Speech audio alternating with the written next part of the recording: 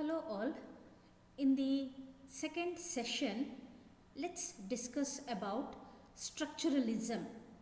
What exactly structuralism is?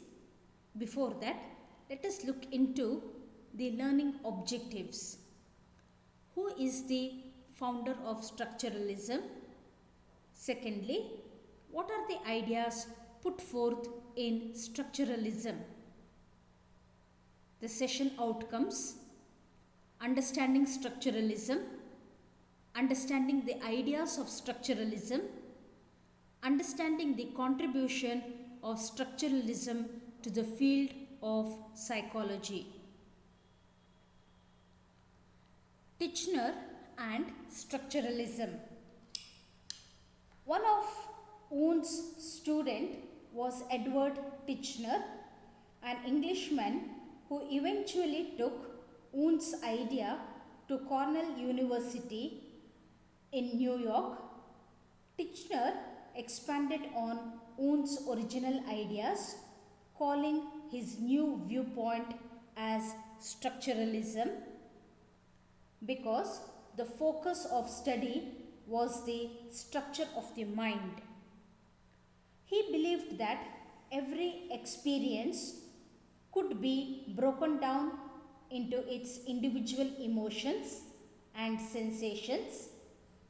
Although Titchener agreed with Wundt that consciousness, the state of being aware of external events, could be broken down into its basic elements, Titchener also believed that the introspection method could be used on thoughts just as it was on physical sensations.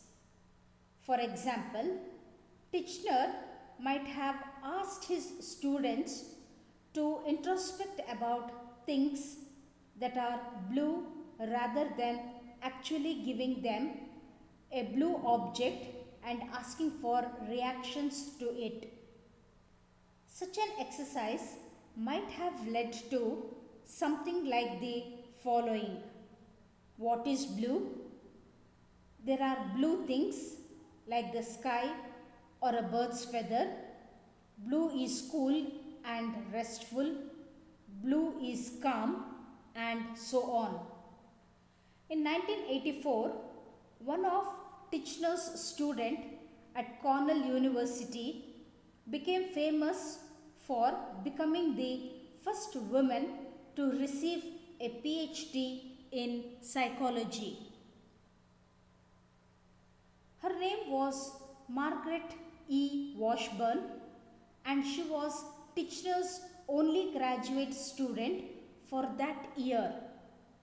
In 1908, she published a book on animal behavior that was considered an important work in that era of psychology, the animal mind.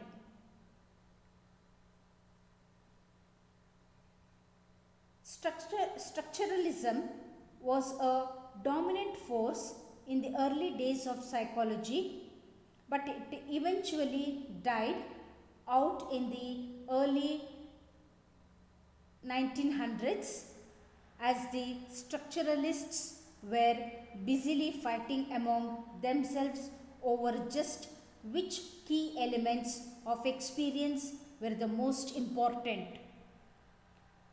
A competing view arose not long after Wundt's laboratory was established shortly before structuralism came to America.